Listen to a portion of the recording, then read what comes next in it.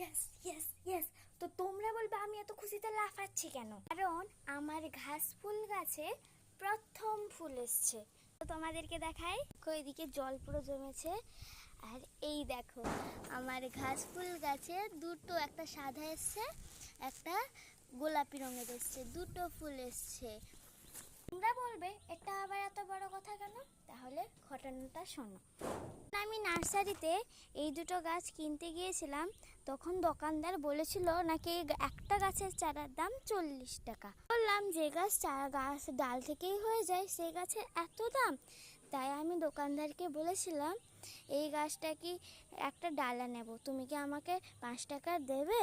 কিন্তু নার্সারির দোকানদার আগে রাজি না হলেও পরে কিন্তু কেটে দিয়েছিল। ওখান থেকে এত সুন্দর দুটো ফুল হয়েছে। আর শুধু ফুলই না, এখান থেকে কিন্তু আরও ডালাও বেরিয়েছে, তোমরা দেখতে পাচ্ছ। আর হ্যাঁ, গতকাল আমি তোমাদেরকে দেখিয়েছিলাম না আমার কাঠমল্লি গাছে একটা ফুল এসছে। আজ দেখো আমার কাঠমল্লি গাছে দুটো ফুল এসছে। আমি তো একদম খুশিতে শুধু লাফাচ্ছিলাম। আর এদিকে আমার অপরাজিতা গাছটা তো ধীরে ধীরে বাড়তেই চলেছে, তোমরা দেখতেই পাচ্ছ কত সুন্দরভাবে বাড়ছে। মল্লি গাছটা আমি একদম অবাক হয়ে গেছি, কালকে থাকা একটা কুঁড়ি এসেছিল, ওটা থেকে এত সুন্দর একটা ফুল এসছে। বলো তো, যদি এরকমই ফুল হয় কার না পছন্দ হয়? এতটুকু দেখা হচ্ছে পরের মিনি ব্লগে, ততক্ষণ পর্যন্ত বাই।